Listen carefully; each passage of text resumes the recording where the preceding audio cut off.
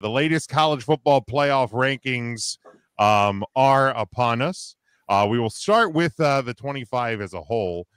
Memphis 25, Army 24, Colorado 23, Syracuse 22, Illinois 21, UNLV 20, Missouri 19, BYU 18, Clemson 17, Iowa State 16, Arizona State 15, South Carolina 14, Ole Miss 13, Miami 12 off of their loss, Alabama 11. Then our top 10 is Boise State, Indiana, SMU, Tennessee, Ohio State, Georgia, Notre Dame, Penn State, Texas, and of course Oregon, still undefeated, holding on to the number one spot yet again.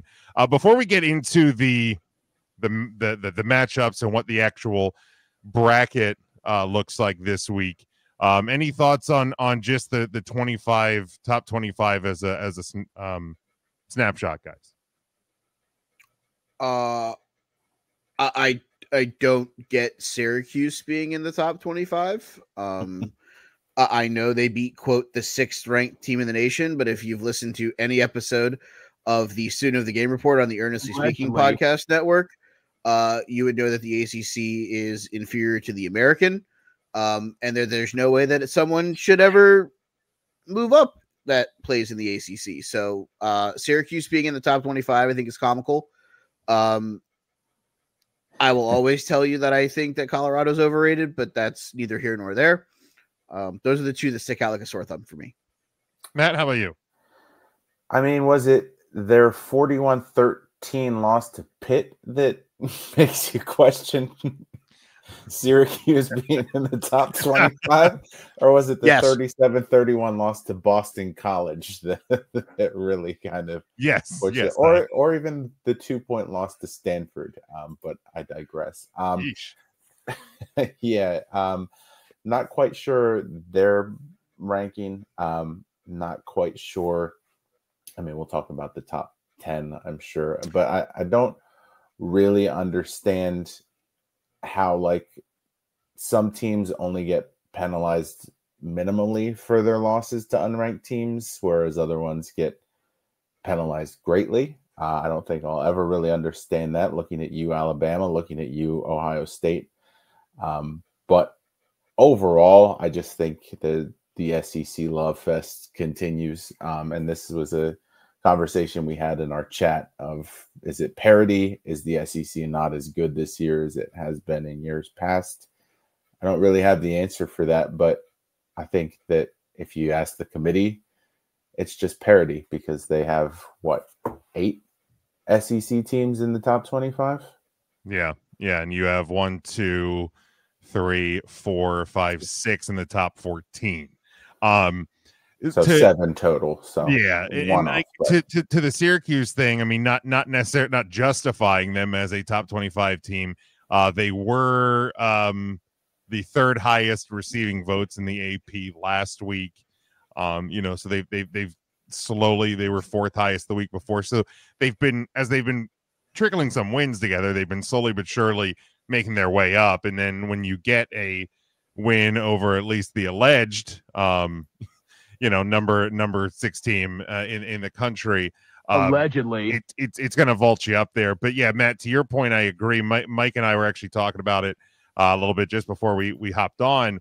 When you look at the 3 teams that lost this weekend, Clemson, who lost to a team who was ranked in the top 25, in the top 15 last week. Clemson lost 3 points at home to South Carolina. They fall 5 spots. Miami loses to a previously unranked, now ranked team on the road. They drop 6 spots. Ohio State, a 23.5 point home favorite, to an unranked Michigan team who only received now 1 vote in the AP top 25 this week after the win over the number 2 team in the country. Michigan gets a 3-point win. So in theory, again, if you're talking 23.5 point favorite, they lose at home, they lose by 3. That's basically a 26, 27 point loss. And they drop 4 spots. So like it's there's definitely like a SEC love fest. There's always been an Ohio State love fest. Ohio State, again, you go back to 2016, the only team I believe in the playoffs history that was a team that didn't play in their conference title and actually leapfrogged a conference champion into the top four, as it were, at that point. So like, yeah, there's definitely some confusing things in terms of how teams are punished with a loss, certainly this week. So which is the more egregious to you? Is it Ohio State only dropping 4 after the loss to unranked Michigan, or is it Bama dropping 6 after the loss to unranked Oklahoma? Wow. By the way, student of the game, Kyle Nash jumping in. How we doing? I came in at the worst possible time. Apparently, the SEC needs some sort of representation. I mean, I feel honestly, I feel like the 4 spot drop by Ohio State is worse because not justifying the Alabama loss at Oklahoma, a loss that a bigger margin for sure, and what ended up being their third loss of the year as opposed to Ohio State's second. But like, I don't recall what the spread was on that game, but Ohio State's a 24 point home favorite, like in a game that they literally paid $20 million to be able to win. like to me, like, because like that was the big thing, you know. You bring in Chip Kelly, you pay for Will Howard, you literally construct a $20 million roster, and you can't score more than 10 points. You're in a 3rd and 10 situation when you have Ibuka and you have these premier wide receivers on the field. You have a 3rd and 10 late, and you're running the ball. Like what? Like there are so many things to what we saw out of Ohio State and out of Ryan Day and Chip Kelly that blow me away. So like, I don't like the lack of punishment to a degree to Bama. I didn't like it when that happened. But to me, Ohio State only dropping 4, like as I'm watching the picks come in tonight, I'm going, what? So Oklahoma was a 14-point underdog to Alabama in that game. Okay. And it was a 21-point loss. So really, when you're talking about the covering the spread amount and things like that, similar size losses. Again, Bama on the road, not a game they should have lost, but Ohio State built themselves for this moment and couldn't do it. I would be remiss to not also inject that Georgia has done more overall on the season than Ohio State. Alabama, you mean? Or I said it backwards. Thank you. Yeah. At least at one point, I said Georgia. At least at one point, Alabama beat Georgia. The hell has Ohio State done? Other than allegedly justify Penn State's existence only to then lose to Michigan, where Penn State is still somehow effing 3. Listen, I know this is the wrong show for this, but what the fuck are we doing here, Jim? Like, yeah. Alabama, we can disagree at times about the strength of the conference, but Alabama tougher, does have a tougher road than they have as many signature wins as they have losses. Yeah. I mean, again, sure. when Ohio State's signature win is a team that we've gone, how the hell are they this high all year? Like that. And even Devin says it in the comments. How the hell is Penn State number 3? Well, my man, because again, they also have that win over the Indiana team, who I think we've all said is right. How are they this high? So, it took some chronic, Matt. Sorry. And like another, and a problem that I bring up regularly is preseason rankings, and it sets a precedent for a field to get screwed up, because Penn State started the year 6th I think, in the AP. Yeah, So, I think that's a great point. And let me say this, like, I know that as the guy who's critical of Notre Dame on this panel more than the rest of you, I will at least capitulate to that. Hate or no, but at least with Notre Dame, and I think this is the best point anybody on this panel has made. It was probably you, Jim, and other guys have said it too. But at least they got their loss out of the way early and then came back and started trouncing teams to show improvement, right? And while I do kind of say you can't have that both ways with Texas A&M being week one and not giving them a chance to get better, which whether they did that or not, we could debate. But I feel like as Texas Tech got better, suddenly Notre Dame benefited from that. Is that a thing we want to see? I'm not mad at it if we do, but here's for all the discussions and arguments, heated and otherwise, that we've had, only for Matt to eventually agree with me anyway. I think the biggest part, if I said that the SEC, if you're a 3-loss SEC team, you should be criticized. I believe the 2-loss SEC teams to any of these other 1-win teams, SMU, Notre Dame, Penn State, should get some sort of recompense because of that harder road that we mentioned previously, right? Yeah, I mean, and I know I said it. I don't remember if it was last week or the week before. Like, if there's any team that I think has a argument or dispute about being, unfairly punished or not given the recognition for the road that they've had to get here, it is Georgia. Right. This past week aside, but like, because they have had the gauntlet, like they have had the hardest schedule of the bunch. Texas benefits from the fact that their only loss came to Georgia, and then you look at the rest of their schedule, not that great. There's other not teams, great, Bob. Right? There's other teams within that SEC field who don't have the best road either. But like, honestly, like in not even just from an SEC or Ohio State standpoint, but when I look over this field, I see a committee that is putting teams in certain places to help other teams in higher places.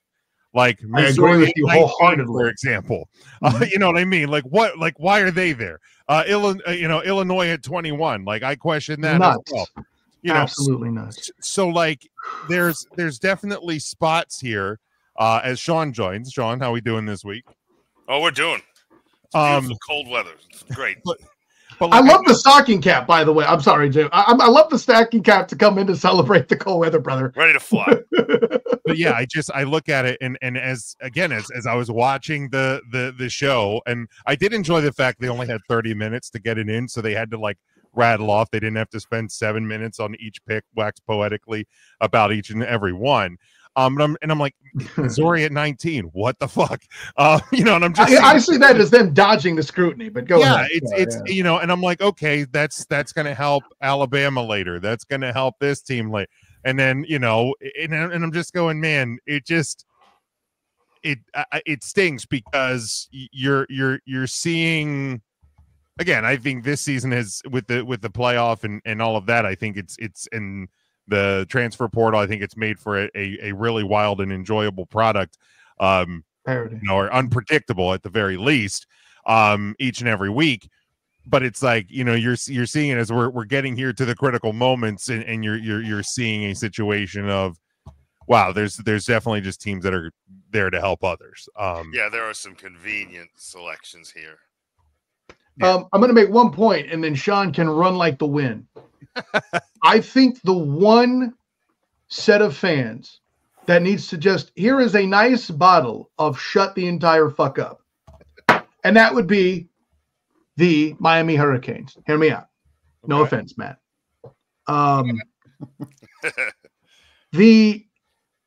As much as, and I'll be the one that brings it up, as much as the octuple overtime looks bad on Georgia, you know who it gave the opportunity to save? Somebody say Miami. This is audience in Alabama. I'm going to get Miami. Alabama. Talking about Miami? I'm talking about Miami because as they lost to Georgia Tech, right? Who then took them to the octuple overtime. There, I said it twice in the same night, Matt. I got your back. Okay? They got the octuple overtime. All that Miami has to do is beat the Orange. And do you have the "You Blew It" soundbite ready for me there? Oh, yeah. I mean, not that you come on. Handle your fucking business, guys. You're in the ACC. You're in a conference that's currently being won by a team in the American. In the words of Bill Belichick, beautiful. In the words of Bill Belichick, do your job. And while I'm here with the American winning the ACC, I need my Lucifer Morningstar about me telling you bitches all over the world the American that the American was better. Carry on, gentlemen. Here we go. As EJ joins the show, EJ, how we doing this week? What's up? Does that sound better now or no? Yeah, a little bit. Okay. So Hi, Sean. I can Hi, hear buddy. you, so no, you don't sound better. Glad you said it. Yeah, I was trying to be subtle, and here comes Matt off the top fucking rope again. There's a problem with EJ's mic. It's on. On. Guilty as charged. wow. So before we look at the actual projected bracket, which again, given that number 2 and number 5 play each other, number 1 and number 3 play each other, number 8 and number 17 play each other, and 15 and 16 play each other. It is going to change again less than 7 days from now. But there are some things I think as we can talk about. We can talk about those in teams that we think are locked in. But to EJ, to Sean, is there anything really egregious that you see with these with the top 25? As Penn State too high, Ohio State too high. I was just going to preach to that, EJ. I saw Devin had said in the comments about how the hell Penn State number 3. Drugs. And the answer is to sell this weekend's game. Exactly. Because whether they're 5 or whether they're 3 or whether they're 6, if they somehow beat Oregon, they're going to end up where they're going to end up. And if they lose to Oregon, they're going to end up with this is to sell 1 versus 3. There's nothing else, in my opinion. Absolutely. There's no other reason why they would be at 3 other than to put it on the TV, show the one, and there's a big matchup of the week. Yeah. And that's it. That is the only reason they're 3. I'll disagree. I'll disagree with that. As much shit they give Notre Dame, as much as talk as Notre Dame, I'd rather have Notre Dame number 3 than Penn State and Oregon. Agreed. I mean, but I'll disagree. I'll disagree with Penn State. 3, and with all the other teams that have managed to just not want that spot. I mean, there's not a lot left. I mean, it's going to be Penn State or Notre Dame. Like there's no one else to put there, and you just, they've been ahead of Notre Dame, so why not stay there? The only reason, LSU's in 6 at this point now is because they beat 2 top 10 teams. That's top 9 teams, really. So quotes. Hold on, Mike. What were you saying about Penn State, Mike? I think they have to be the number 3 team in the nation this week because of where they've been all year. Right. To quote student of the game Kyle Nash, Notre Dame's G5 loss, Georgia 2 losses, Ohio State looking like shit against Michigan this past week, SMU the loss to BYU and playing in the ACC, Tennessee is a 2-loss team. None of us think Indiana's a top 3 team in the nation. Let's be very transparent about that. Boise State, no, you're not going to put them there because they're a G5 school. And Alabama lost to Vanderbilt, who also lost to Georgia fucking State, but that's neither here nor there. Well, you're obviously far too low for anybody that would be 3 now. But that's what I'm saying. I have no problem with Penn State at 3. I don't think they're necessarily too high for all the reasons you just said, and for the fact that the only thing really missing from the resume is a quality win, and they have the opportunity to land one of those this weekend. So you just keep them there. If they get their quality win, God bless them. If they don't, then they are who we thought they were. You leave them there because the teams behind them have lost later in the season. It's legitimately except the one right behind them. But they lost to a G5 school. That's and true. I understand. To Kyle's G5, defense, G5. they played 5 other G5 teams. G5, Willikers, I don't really care. 4 or 5, whatever. There's 2 arguments. I don't math very well. But also again, you're also right, wrong, or indifferent. You're not going to hard course correct at week 15. No. That's the problem. Yeah, that's the answer. All this other stuff is cute. They've been wrong all fucking season. They can't reverse course now. They're in too deep, period. Right. And like, again, you go back to preseason rankings. I think Penn State was ahead of Notre Dame. So that's where the problem began. And so, I complained about it then too, Jim. Right. I mean, we all did. I think we've all questioned a James Franklin coach Penn State team that plays one or two hard games a year, loses one or both of those. What's Penn State's quality win this year? They don't have one. They don't have one. They beat Illinois. Penn The State was closest they have is a 7. USC, I think. Yeah. Here is why that argument is so bad. Okay? It puts me in the position to have to defend Tool Time and EJ Christian. If he came in here using that logic on a Tool Time session, we would murder this fucking guy. Okay? And now we're going to let Penn State survive with it? Listen, say what you will about Notre Dame. Christ knows I have. At least they have a quality win somewhere. All right, let's and any other thought? Yeah, EJ, I know you were. Other than that, I mean, Miami at 12, I guess. I don't know if they'll survive next week. It's beyond I think this that's weekend. by default. I don't think they'll survive. Where would you put them if they're not 12? No, I'm not saying mad about it. I'm just saying, I mean, the battles in between them and Ole Miss by the end of the year. There's just so many teams that have shown they don't want to be in that, like. That's what it is. I would put them at 13 behind the Sun Devils. 12 is just. Well, I guess they'll stay. I mean, I can argue that a 3-loss Ole Miss team is better than a 2-loss Miami team at this point. You can argue they're better, but they haven't been ahead of them. You could also argue that a 3-loss Ole Miss team is better than a 3-loss Alabama team. Apples to oranges. You could argue. Ole Miss beat Georgia. Right? Am I mistaken with that? Ole Miss defeated Georgia. Georgia, right? So that quality win. That right there alone. They also have two bad losses. Yeah, that's the problem. They have a couple of those. Like LSU and Florida, not good losses. Is Syracuse a quality loss? I'm just throwing it out there, fellas. Now that they shoehorned them into the correct. What a bunch of horseshit, by the way, right? I alluded to it another week. The one positive is all these teams from 11 through 16 or 17 with 2-3 losses. They like people are going to whine. Well, we should have been 12, or we should have been. If you have 2 or 3 losses, you don't get to whine. No. Like, you could have been in, or you could have just won all your games, and then you would have been in. Like, right, you could have lost. You could have not lost to Georgia Tech at home, and you could have beat the Syracuse Orange. Right, exactly. You had the easiest schedule in the entire of all the top teams here. The easiest. Yeah, and I think there's a good chance that somebody, somebody could leapfrog Miami. I can argue Miami's best win this year was the first one this year against Florida. God, are we there? Think about that. Go through the schedule. Their best win will still probably end up being Louisville. Yeah. I don't know that I would sign off on that. It's 2 syllables. Louisville. What's Louisville's record right now currently? Thank you, Sean. They are. I will always call it. They're 8-4. Okay. So then Mike has a point there by one game. I'm not saying anything. All I'm saying. No, you're right. You're right.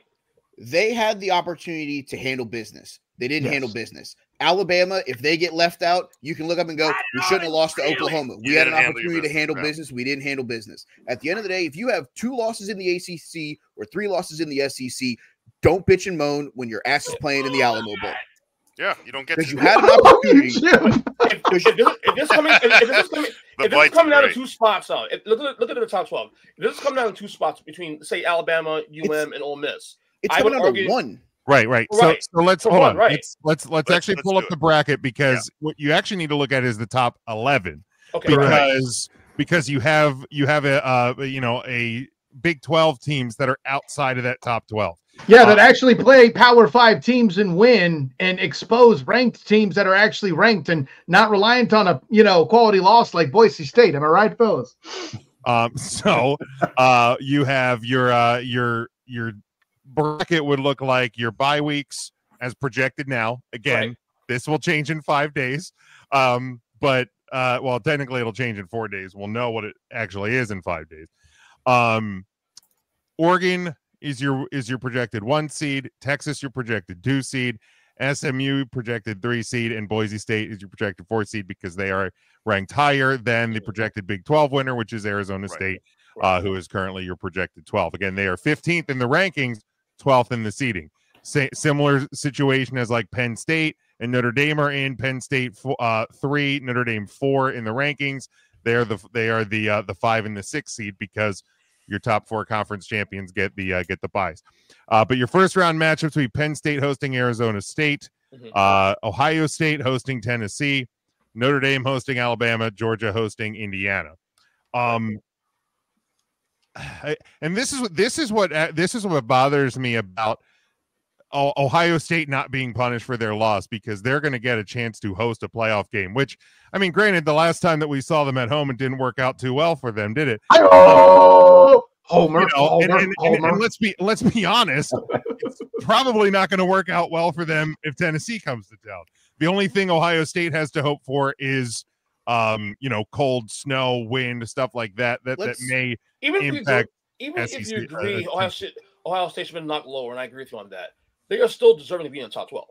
Let's be clear about that. I don't think anyone said they should. I wouldn't. If they're hosting a game, EJ Christian, pay attention. Right, especially given what has happened to the field behind them. Is there anyone right behind them in a position to win a game this week and jump them?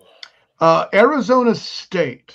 If they are dumb, no, they won't. Never mind. Too many spots. Yeah, so no, I think it's too big of a climb. So 7. By the way, I'm sorry to interrupt you, EJ. This point has to be made. As critical as we were for automatic bids for conferences, conference champions in particular, did we see a scenario where this actually got to be a good thing and idiots didn't force the Big 12 out for an Arizona's team that beat multiple ranked squads? Like, I think we just saw the one good element of doing that, did we not? I would agree with that assessment. Yeah. So Jordan here in the comments, if you're following along with us live, give us a comment. He says if Clemson wins, Bama's out. Clemson wins, Bama's out. So I agree. I don't. It's going to depend. I think so. Yeah, Mike and I were talking about this a little bit before we started the show.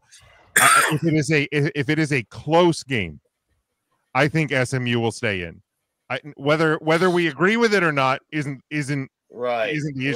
If it is a close game, as we'll predict here in a couple of minutes, SMU is a 2.5 point favorite. I mean, I think if that thing is, a touchdown may be pushing it, but if it's like a field goal win for Clemson, I don't necessarily see SMU, who is currently ranked 8th, dropping 4 spots. Especially when we just learned that a team that's barely out, right? Like especially when we just learned that basically a 27-point home loss only drops you 4 spots. Yeah, the only reason I wouldn't necessarily agree with Jordan would be if Clemson rolls them. Yeah, then I think it's SMU who's out. If it's a blowout, then for sure. Then I think Bama stays. Yeah. And there's other machinations too, gentlemen. Like, for example, what if Penn State gets rolled themselves, right? Drop, but they won't drop down. far. But they won't drop hard enough to get in. I think they'll still host a playoff game, but I don't think they'll be the 5 seed. I didn't say it would force them out outright, but it does cause some movement that could, put things in the right direction. I think that would happen. If Penn State loses handily, then I think they still host a playoff game, but maybe as like the 7 or 8 seed. Yeah, they're not no further than 7 or 8, right?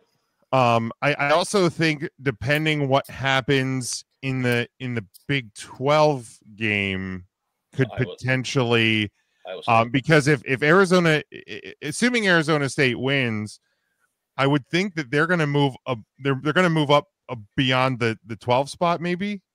Which I know, granted, they're technically 15 in the rankings. So that's going to kind of be that fine line to watch there, because they're currently behind South Carolina, Ole Miss, Miami, and so they probably it would take like a 4-spot jump to affect anything. I mean, they could move up to 11 if they win. I could see them moving them to an honest 12 with a big win. With a big win, they are a 2-point favorite. I think if they would blow out Iowa State, they could potentially move. But then really a 4-spot swing to jump Alabama may be a pretty big hill to what leap. It does do is it gives the committee an opportunity to essentially eliminate the automatic bid.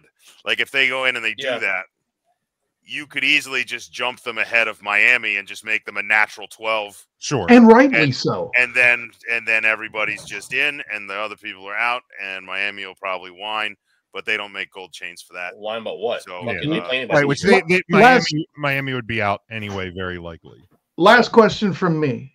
If Georgia beats Texas, close or dominant, you could have two conversations about that. I think a win is a win for them. It's not where I'm going, but I think you're right about that. The punchline is, if Georgia wins, does Alabama get a lift from having beaten Georgia? That's an interesting twist. I think so. It certainly could. In their eyes, it will. But should an Ole Miss get the same treatment for also doing it? Potentially. It depends on how bad the ACC performs. To your point, that's why I don't think Clemson's a lock. Right, or SMU, depending on the loser, right? Are there comparable games to Bama and Ole Miss? Comparable matchups this year they had, other than Georgia. Other than Georgia, right? I imagine there's a few there in the.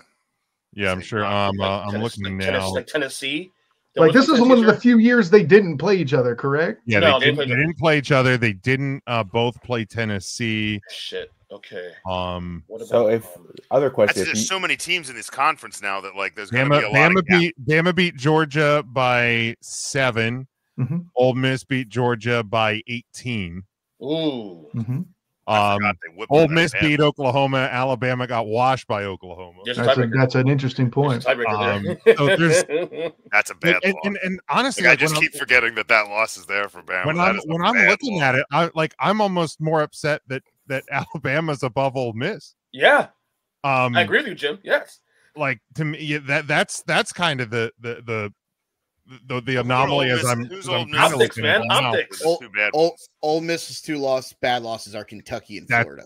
Yeah, that's Kentucky's pretty rough, dude. Yeah, Kentucky's a bad loss. Florida. Okay, but hold on. The Kentucky loss really feels equal to the Vanderbilt loss. That's true too. It does. It does not, and let me tell you why. Kentucky was ranked on the strength of preseason action. Vandy had to bust their entire asses to get ranked twice. So no, those are not alike. But Vanderbilt also lost to Georgia State, who finished 3-9. If we're going to bring up G5 losses, then I got to bring up Notre Dame. Then people yell at me. Can you not do that, Vern? You don't have to. I'm saying. I mean, when it's your only loss, it's different than when you have other ones stuck. Here we go. This is your fault, Bert. So if UNLV Jordan brings up a great point. I'm sorry to cut you off, Matt. He says, which to that point, South Carolina beat Vandy and Oklahoma on the road. Hey, Jay, remember last week said Jordan, thanks for chiming in. Cluster on one, ready break. Good points. Remember last week we said 12 teams, no chaos. What the fuck is this shit? Oh, I never said there wouldn't be any chaos. Well, South Carolina beat Oklahoma, and the chaos is going to move to a different part of the Exactly. I love it. I'll be honest. I thought it would be quieter, and I made this point with the recording I just had with Matt Murschel for the Student of the Game Wednesday. I thought it would be quieter. Boy, was I wrong. Yeah, and I mean, I think the big unforeseen that we've kind of seen take over college football and kind of change the game a lot more than we anticipated is the movement with the transfer portal, and that it's kind of, now granted, there are still teams that are clearly better than others, but it's kind of leveled the playing field a little bit, because you might have that guy that's a 5+ star, and he doesn't want to sit after 1 year at Georgia or Texas or wherever and goes, F this, I'm going to go somewhere else. Yep. And it kind of, and it really has kind of changed the field a lot. And I think that's why we're seeing, teams, lose a game to Vanderbilt that you shouldn't, or lose a game to LSU that you shouldn't, but it happens. And Jim, for the better. And yeah, I mean, it is made, like I said, at the very least, it has made a compelling, unpredictable product. Like we in the kind of post-mortem of the football season, we can discuss whether or not it was a better college football product or not, but it has made it a unpredictable one, because every week, just this last week alone, we had multiple teams in the top 10 lose. We had 3 teams in the top 20 lose, and that's just this week, and it feels like it's kind of been happening almost every week, which is just really been a kind of a wild situation. We've talked on this show about football this year, college, NFL, otherwise being completely fucking drunk That only makes it harder. I mean, the very fact that you have Alabama has 3 losses and Georgia has 2 losses before Conference Championship weekend is saying something. Yeah. Okay, it's a hell of a drug. So let's look at the field here, and the teams that are sitting in the bracket right now. Okay, because from now until Sunday, when we find Sunday between noon and 4 p.m. Yes, that's how long the circle jerk that is the ESPN presentation show is. It is a 4-hour television. Is it really? Good yeah, it starts at noon and ends at 4. And what my hope is, especially because I have hockey tickets for Sunday afternoon, is that they reveal everything and then they talk about it and I don't have to pay attention anymore. Hey, listen, some of us are trying to actually apply for bowl games for Fans First Sports Network. Just saying. And Jim, hashtag they won't. Shout out to the NFL for listing 800 buys so that we have 4 hours to watch a I think we will get it's almost like they coordinate. Weird. I think within probably the first hour we will know what the bracket of 12 is. At least that's my hope. But anyway, let's looking at the 12 teams that currently sit in this bracket. Let's start at the top. We'll work down and we'll go around the room individually and yes or no. Do you think this team is a lock no matter what happens on Saturday? Okay. So we'll start at the top. Oregon, Mikey B. Quack. EJ. Quack. Matt. Quack. Kyle. Quack, motherfucker. Sean. Quack attack is back. Yeah, quack, motherfucker. 100% Oregon is locked in. Your number 2 team, Texas, Mike. All right. I have that. All right. EJ. I agree. Yeah, no lock. All right, Matt. Hook 'em. Student of the game. That impression by Burren made me long horny. Oh my. Sean. Well, that ruined everything. Like my stomach is queasy. I don't. What can I say except you're welcome? Just gross. Yeah, give me the horns. They're locked. Yeah. Oh, yeah. Absolutely.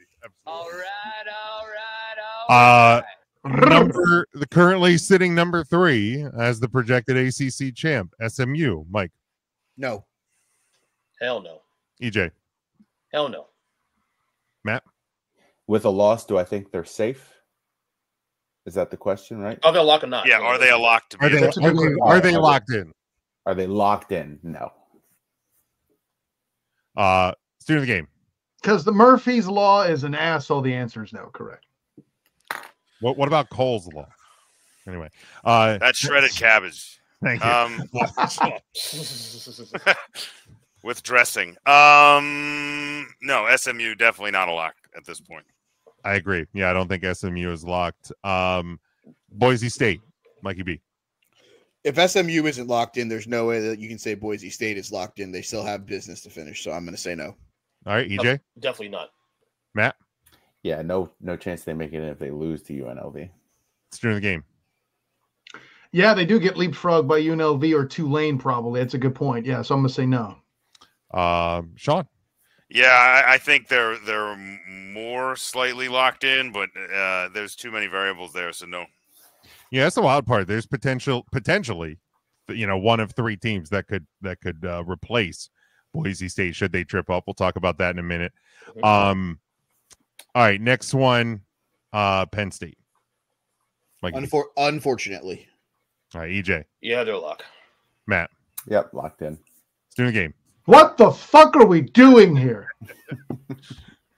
What are you talking about, man? Sean. I abstain. Nice. I'm surprised Matt didn't do that. I like it. I don't like it, but Penn State is locked in. No, abstain or not there. There is. Yeah, I don't. I mean, it would take, and boy, would I love to see it, like a 70-0 win by Oregon. You don't belong here statement. Yeah, like just a completely outmatch. Which don't underestimate James Franklin in a big game. But not to derail this, but quick hypothetical: had Miami handled business and actually beat the Orange, and it's Miami versus SMU, are both teams locked no matter what? I would trend say yes, Miami. Where was SMU? I would say more so than SMU is now. Miami was what, 6 before the loss? Miami was 6. SMU was 9. I would say Miami would be locked. I would still say no on SMU because I feel like it'd be a lot better. Yeah, I feel like a loss by SMU to Miami would probably drop them out. Because Syracuse would have been considered a quote unquote quality win at that point. Well, no, Syracuse isn't ranked if they didn't beat. Yeah, but they're 8-4. The record. It's just SMU doesn't move up in the rankings that they're in right now. So a loss to a Miami team opens the door for Alabama, Ole Miss, whomever else to jump in who's idle. That's correct. Yeah, I'd be in on Miami had they actually done. But no, SMU probably still wins. SMU probably would. They would have obviously needed the win. Correct. All right, Notre Dame, Mike. I was trying to come up with a cool hyperbole for old quarterback names for the Fighting Irish, but yeah, they're in. EJ. Yeah, they're in. Matt. Yes. Kyle. It'll be true for old Lyman U. There you go. Sean. Yeah, there's absolutely nothing that can be done. And I think if all goes according to plan, they should be sitting right there where Penn State is by the end of the weekend, I think. Yes. Very likely. I think the only thing that could potentially shake that would be a close win by either Georgia or Penn State. The way that shakes out is if Georgia or Penn State win, because I think then it would be Oregon and or Texas as the 4. Right. Yeah, that's the that's 5. If it's a close win by Georgia, I think Texas would end up above Notre Dame, falling out of the top 4. Same thing with Penn State beating Oregon. The interesting thing could be, and I said, according to plan, right? And I don't necessarily think this is going to be the case. Plan. If Georgia and Penn State both win close, there's a possibility Notre Dame slips. But again, I don't think that's going to happen. But yes, Notre Dame is a lock. Georgia, Mike. Pat McAfee said something about coming down a railroad track. So yeah, go Dogs. Jay. Yeah, they're a lock. They're a lock. Matt. I mean, we heard during the Georgia Tech game all night. Oh my God! If they won, they were in the playoffs. No matter God, what. if you would have taken a shot every time Joe Tessitore said that, you wouldn't have made it to this show, buddy. I wouldn't have been dead. That's right. I wouldn't have made it to halftime. Nope, no, you'd have been just dead. But he is correct. They are safe. Correct. Yes, he is accurate. Student of the game. No way in heck you're not seeing Beck. Jesus, I love this so much, Sean. Ugh, you're awful. Hashtag talent, baby. He's not bulldogging around. Georgia's safe. Hey! That's the problem is those two just encourage each other. Yeah. Georgia's safe. Georgia's safe, absolutely. He is the evil twin, Jim. Remember He that. is. Lord knows, I know that. Ohio State, Mike. Can they play Purdue and lose this week too? I mean, unfortunately, they don't. Gosh, fuck them. Yeah, they're in, but God bless America. EJ. Unfortunately, yes. Matt. Yeah, I mean they didn't drop far enough to have any cause for concern. There's not 5 teams that are going to pass them. All right, student of the game. A slight no. There's too many things. There's too much maturation. We need too much help for America to be truly vindicated. But a slight no. All right, interesting. Sean. I think they're safe. I can't see the slightness. I'm sure it's there. I can't believe it's something that's there would be chaos on this weekend for Ohio State. Well, now you're cheering for it, aren't you, Matt? I would love to see the coach's interview after that happened. That'd be a fun one. Hey, if that does happen, Jim has to color his hair on the next episode. Let's go. See, here's the thing. I want them to get in because I want them to host a game, and I want them to literally in the post-game press conference after they get boat raced by insert team here. I want them to be like, hey, Ryan Day, by the way, we decided to have a home game so we could not have to pay for an airplane to fire you. You spent all the money trying to fix this roster. You still fucked it up. See ya. I love that. Complete sidebar. It is national championship or fired for him, is it? Probably, yeah. Probably. Pretty much. National title game or bust would be my thought process. Like I like it. I don't agree. Yeah. And I think if they get there and it's a close one. If you get beat any bit of soundly, then yeah, you're definitely be gone without it. But I think it's title. If they wind up out, I want to know what Lou Holtz thinks of them. Pop quiz. I know what Lou Holtz thinks of them. Pop quiz to Mikey Byrne. More cool firing for you to see of Ryan Day at home, like you're talking about, or on the fucking tarmac if he doesn't win that championship. Honestly, if there's a camera of the tarmac and him just sitting there as the plane takes off, looking at it, going, that sounds beautiful. Well, shit.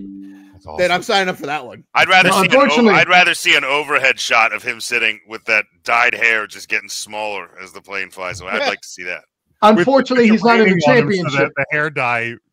Oh yeah, rain just washing it down. Oh, unfortunately, it wouldn't be a championship game, but you know what I'm saying here. Yes. If it's on the road, it's on the tarmac. That's all I'm saying. Correct. All right, Tennessee, Mike. You're the only 10 I see. There it is. EJ. Wait, is that a lie? Is that a yes? I give it a 10. I give it a fucking 10, Miss Davis. I think it's a yes. But they're ranked 7.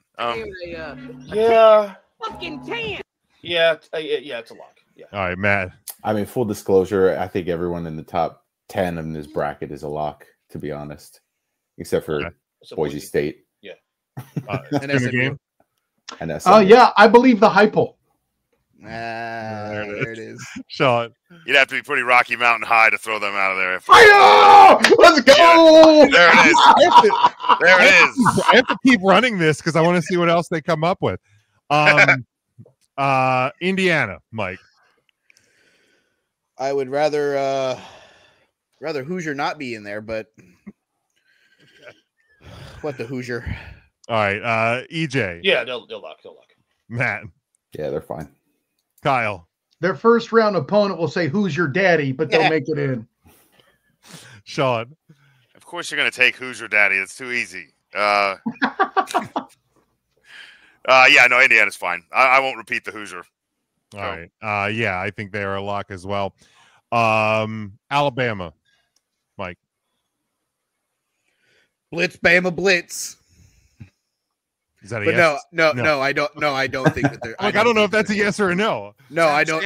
I'm going to say no because I think a close loss by SMU to Clemson bumps them out. All right, EJ. Wow. I really just say yes, Homer. I want to say yes, is because I hate Bama, so I'm not a Homer. But you're an SEC Homer, so. Homer. Not me. I thought that was me. I'm so confused. Ain't me. You both were today. EJ's like a soft Homer. Like he's the guy that like walks the grounds to make sure they're. No, I acknowledge how good they are. I'll cut their grass for free. You know, are all the gates unlocked? Ernest, I'm gonna say yes. I'm gonna say yes. You would because they're gonna shoot on them anyway. As I told you. Marge. Matt. No, Alabama is not locked in. Student of the game. Mel Rowe, more like Mel No. Sean. No, way too many scenarios where they're sitting on a green bench waiting to meet Jenny. Way too many scenarios. Hey! Bus number 4. There's people in the South that would think the playoff would be boring if Alabama is out, but they are not locked in. And then lastly, Arizona State, Mikey B. I mean, I think they boat race Iowa State, but they have business to finish just like SMU and Boise State do, so I will say no. All right, EJ. Definitely no. Matt. Yeah, I think they have the easiest of the paths, to be honest, to be in, but they are not a lock because they could potentially lose. Student game. You say easiest path. Don't be careful to disrespect Matt Campbell and company in Ames, Iowa there. But Yeah, I put a fork in it. It's done. I think they make it in. All right, Sean.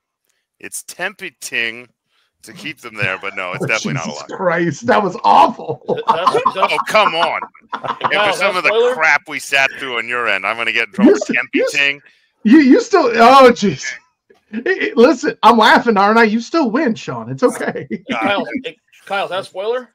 That's so good and bad at the same time. They're not going to be able to rise like the Phoenix if they lose. That's for sure. Hey, back on track. I like it. I like it. A little redemption. So, I mean, really, between the the conference champions, everybody in like the 10 and up, it really comes down to the Bama spot, because there's going to be a Big 12 champ, there's going to be a Group 5 champ, there's going to be an ACC champ. Really, it comes down to that. There's really going in. There's kind of one open spot with. What? Right, because if SMU's out, somebody's taking that spot, right? Like if there's like an auto bid for the SMU spot, right? Yeah, it's Clemson or SMU in that spot. State spot. Yeah. Right. So if UNLV beats Boise State, that bumps Arizona State up to the 4, correct? I think that's right. Probably. It would depend on the final ranking. Assuming they win. Yeah. Yeah, it would be the highest. So the winner of that rank. So yeah, in this scenario, I wouldn't see UNLV leapfrogging Arizona State. So Arizona State would jump in, and then UNLV would be the 12th. 12. Okay. We need 16 teams. Fuck. No, we do not. Stop that. Joking. Stop that. No, you're not. Easy, Jaworski. 12's good. 12's good. Easy Rod.